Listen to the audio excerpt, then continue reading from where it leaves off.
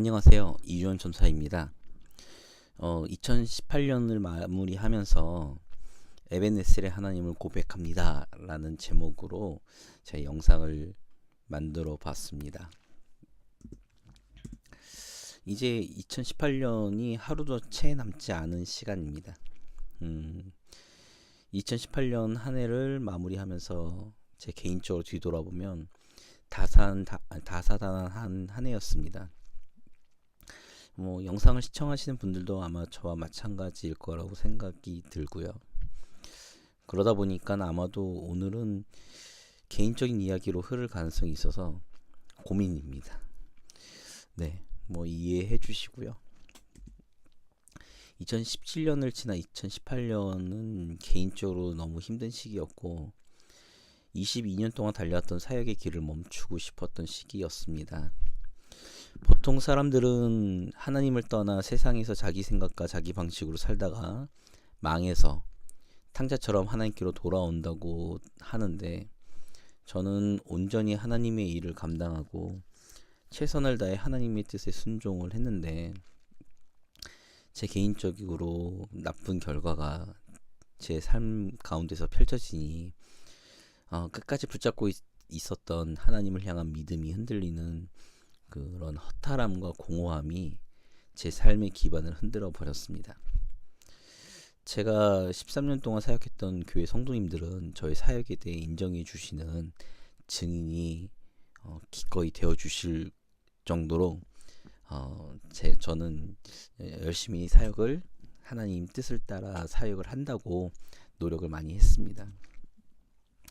제가 첫 사역을 나간 때가 19살 때였는데 19살 대학교 1학년 후반부터 사역을 나갈 때 첫 사역지부터 저는 목회자의 민낯을 받기 때문에 담임 목회자와 교회에 대해서는 사실 아무런 기대가 없습니다. 다 같이 불완전한 인간이기 때문에 제가 믿음의 대상으로 삼을 수 없는 것이죠. 그래서 저는 그 어린 나이에서부터 민낯을 보고 교회에서의 그런 민낯들을 봤기 때문에 오직 하나님만 바라보면서 하나님께 인정받기 위한 사역을 하고자 했던 자세를 가지고 22년 동안 사역을 했습니다. 저 개인적으로는 하나님이 인정하시면 하나님이 책임져 주실 것이라는 믿음이 있었죠. 그러다가 인생의 막다른 골목까지 갔습니다. 하나님을 향한 원망과 불평이 얼마나 많은 한 해였는지 모릅니다. 이런 원망과 불평, 더 나아가서 불신으로 사역을 하는 것은 아닌 것 같아서 13년 넘게 사역한 교회를 사임했습니다. 물론 13년 동안 사역을 했고 그 안에서 하나님과 교회를 위해서 제가 손해를 보면서 열심히 사역을 했는데 그 결과가 안 좋은 결과로 나오다 보니까, 그래서 그런 의미에서도 제가 사역을 사임을 했던 것도 있습니다. 물론 담임 목사님을 비롯해서 정말 많은 성도님들이 아쉬워하고 때로는 붙잡기도 하고 지금도 그만둔 지 좀 됐는데도 불구하고 아직도 잊지 않고 가끔씩 안부를 묻는 성도님들도 계십니다. 그렇게 막다른 골목까지 가고 난 다음 하나님을 향한 원망과 불평이 극에 달하고 그게 달하고 난 다음에 서서히 제 민낯이 보이기 시작했습니다. 제 사역의 동기, 제 목회의 동기, 이것이 과연 무엇인지가 그동안은 잘 몰랐는데, 당연히 선한 것이라고 생각을 했었는데 그동안 감춰져 있었던 제 동기가 이제 스물스물 수면 위로 떠오르기 시작한 것이죠. 제 사역의 특심과 열정은 하나님께 투자로 생각하는 것이 제 사역의 동기였습니다. 그러니까 제가 하나님을 향해서 사역을 열심히 특심으로 하나님께 잘 보이면서 사역을 하면 그 나머지 내 삶을 하나님께서 책임져 주실 것이라는 그런 투자의 개념으로 제가 사역을 했던 것 같아요. 그러니까 당연히 투자를 했으면 수익이 나야 하는데 제가 손해를 봤다고 생각을 하니까 원망과 불평이 나오는 것은 뭐 당연한 것 아니겠습니까? 나의 깊은 곳까지 감찰하시는 하나님이 저의 숨겨져 있던 사역의 동기, 목회의 동기를 하나님은 발견하신 거였죠. 그러나 정작 당사자인 저는 목회, 사역이라는 이름 안에 숨겨진 저의 욕망을 발견하지 못하고 있었습니다. 아니, 하나님이 말씀을 통해 끊임없이 시그널을 주셨지만 하나님을 위한 사역이라는 생각과 명분으로 인해 오히려 욕망을 키워온 것을 제가 나름대로 발견을 한 것이죠. 결국 인생의 막다른 골목으로 간 것은 하나님 때문이 아니라 제 안의 욕망 때문이라는 것을 깨닫게 됐습니다. 제가 그동안 하나님께 울부짖고 기도하면서 이런 문제들에 대해서 제가 하나님께 물었을 때 하나님이 침묵하신 이유는 분명했어요. 사역이란 명분과 허울 속에서 벗어나서 진짜 내 모습을, 나의 진짜 인간으로서의 제 모습을 발견하기를 원하셨기 때문에, 제 스스로 찾기를 원하셨던 것 때문인 것을 깨달았습니다. 뜬금없이 2018년도를 마무리하면서 제가 에베네셀의 하나님에 대해서 이야기하려고 하는데 사담이 길었죠. 사무엘상 7장 12절에 사무엘이 선포하는 에베네셀, 그 뜻은 즉 하나님이 여기까지 우리를 도우셨다를 선포하는 것이었습니다. 대부분, 또 저 개인적으로도, 그리고 우리 모두는 7장 12절에 에베네셀이란 단어에 집중합니다. 물론 성경에 기록된 것처럼 하나님이 도우셔서 이스라엘의 문제였던 블레셋을 물리친 것은 분명한 사실이죠. 그러나 에베네셀이라고 고백하기 전의 상황을 우리가 살펴봐야 됩니다. 사무엘상 7장 3절을 보면 사무엘이 온 이스라엘을 향해 신앙의 결단을 촉구합니다. 성경에 이렇게 기록되어 있죠. 만일 너희가 전심으로 여호와께 돌아오려거든 이방 신들과 아스다롯을 너희 중에서 제거하고 너희 마음을 여호와께로 향하여 그만을 섬기라. 그리하면 너희를 블레셋 사람의 손에서 건져내시리라.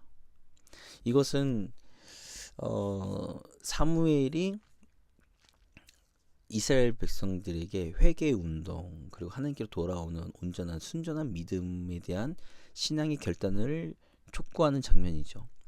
구약 성경을 보면 선지자들이 이스라엘을 향해 회개를 촉구하고 우상을 타파하라고 선포하는 것이 굉장히 많습니다.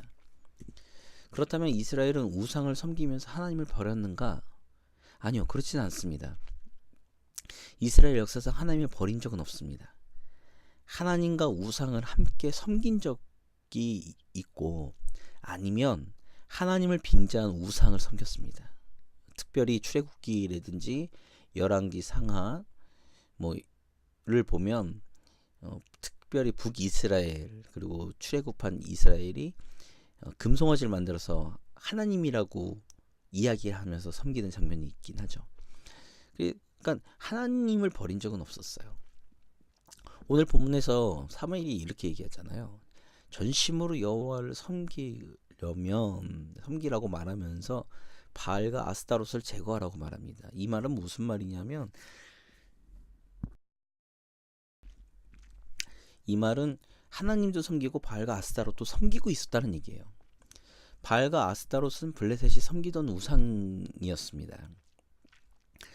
이스라엘이 바알과 아스타롯을 섬긴 것은 사실 어떤 신앙적인 것들을 좀 배제하고 보면 외교적으로 블레셋과 화친을 맺은 것을 의미하기도 합니다.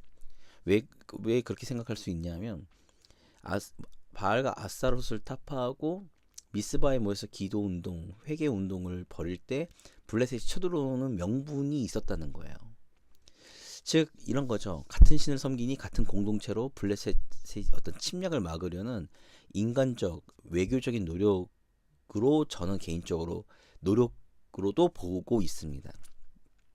즉 이스라엘은 자신들의 문제를 인간적인 방법과 자신들의 방식으로 해결을 하려고 했던 것이었죠. 당시 문화적으로 블레셋은 철기 시대의 전성기를 맞이했었고, 사무엘상 기록을 보면 그 당시 이스라엘은 청동기 시대, 그러니까 청동기 시대 및 무기가 유일하게 칼을 가지고 있었다는 기록이 나중에 왕이 된 사울과 그의 아들 요나단에게만 소유하고 있었다는 사실로 우리가 성경을 통해서 유추해 볼 때 군사적으로 이스라엘은 절대 불리했습니다. 그러니까 군사적으로 우위를 점하고 있는 블레셋의 침략을 막기 위해서는 사실 이런 외교적 종교적 방식을 선택한 것이었죠. 제가 왜 이렇게 또 생각을 하냐면 솔로몬이 나중에 하나님을 섬기는 솔로몬 성전에 수많은 우상들을 갖다 놓는 이유가 많은 그런 국가들의 공주들과 결혼해서 외교적으로 화친을 맺었기 때문에 그런 일들이 벌어지거든요. 그래서 이걸 꼭 종교적으로만 해석하시면 안 됩니다. 어떤 인간적 방식인 거죠. 사무엘의 신앙 결단을 촉구하는 것은 바로 이런 인간적인 방식과 방법을 제거하고 오직 하나님을 의지하는 순수한 믿음을 가지라는 것이었습니다. 이에 사무엘상 7장 4절을 보면 이스라엘은 믿음을 결단하죠. 그래서 그 즉시 바알과 아스타롯의 우상들을 다 타파합니다. 이런 신앙의 결단을 통해 미스바에서 다 함께 모여 회개 운동과 기도 운동을 벌였습니다. 그러면 사무엘이 선포한 것처럼 블레셋이 침략하면 안 되죠. 문제가 해결되어야죠. 이건 당연한 거 아니겠습니까? 그런데 오히려 블레셋이 이를 기회로 삼아 어떤 명분으로 삼아 쳐들어오는 것이죠. 믿음의 결단으로 인해 신앙의 결단으로 인해 오히려 문제가 커졌습니다. 그렇다면 이스라엘은 어떤 선택을 해야 할까요?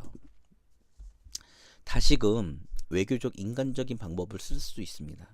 그러니까 예전처럼 돌아갈 수도 있는 거죠. 그러나 이스라엘은 사무엘에게 오히려 기도를 부탁합니다. 사무엘에게 기도를 부탁하는 것은 믿음으로 결단한 것을 포기하지 않고 물러서지 않겠다는 자신들의 의지를 보여주는 것이기도 하는 거죠. 하바국 2장 4절과 로마서 1장 17절을 보면 의인은 믿음으로 말미암아 살리라라고 기록하고 있습니다. 특히 하바국 2장 4절을 히브리어 성경 내지는 70인역으로 번역된 성경으로 살펴보면 히브리서 10장 38절에 나타나 있는 의미와 동일하게 쓰입니다.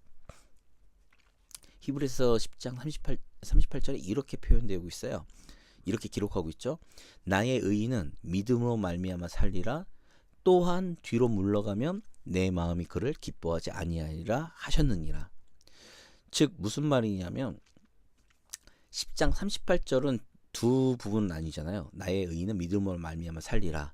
거기에 또한이 붙으면서 뒤에 이야기가 나오는데 이 뒤 또한 이후에 나와 있는 이 후반부의 의미가 앞에 있는 나의 의인은 믿음으로 살리라라는 말을 해설해 주는 거예요.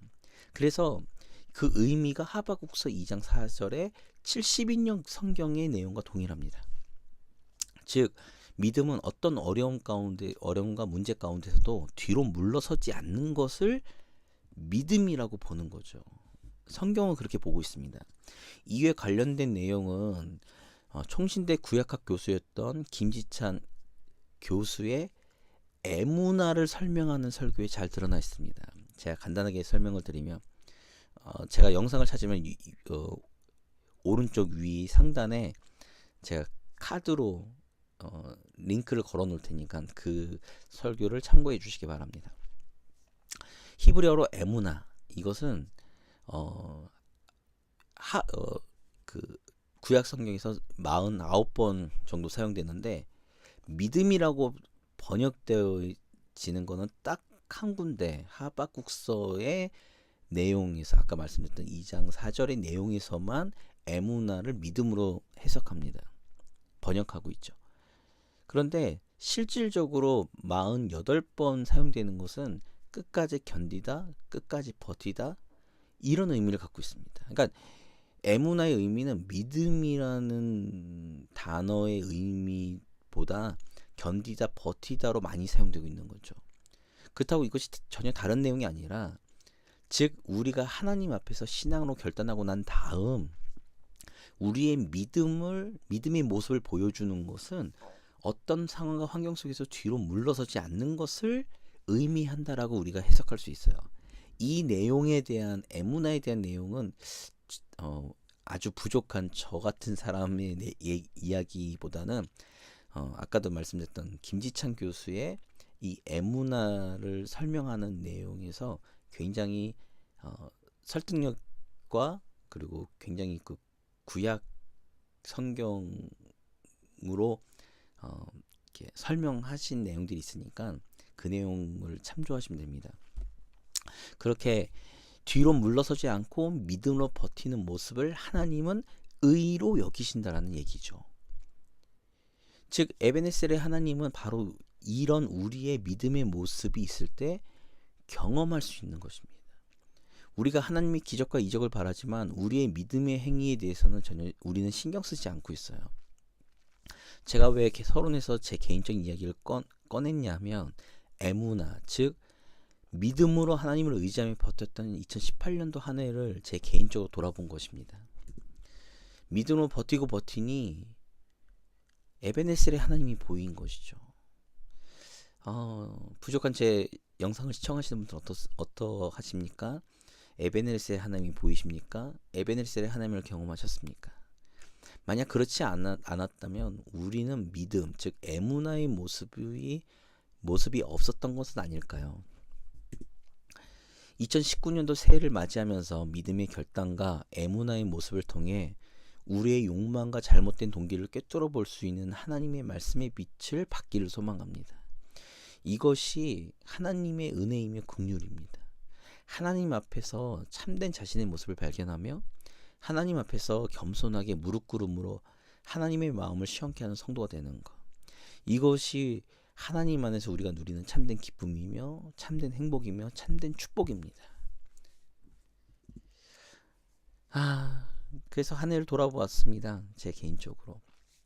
그리고 교회에서 청년들에게 비슷한 내용으로 설교도 했습니다.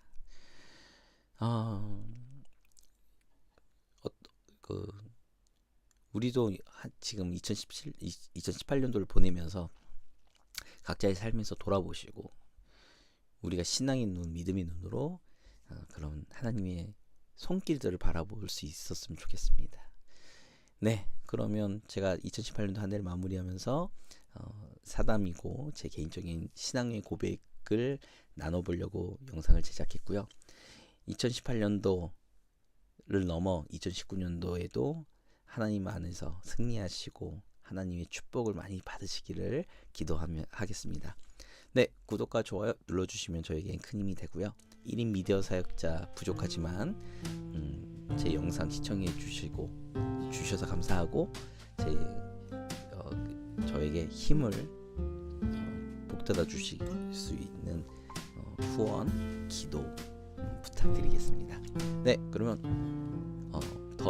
다음번에 더 좋은 컨텐츠로 주제로 찾아뵙겠습니다. 네, 그러면 오늘도 승리하신 하루가 되시길 기도하면서 이만 마치겠습니다. 예, 감사합니다.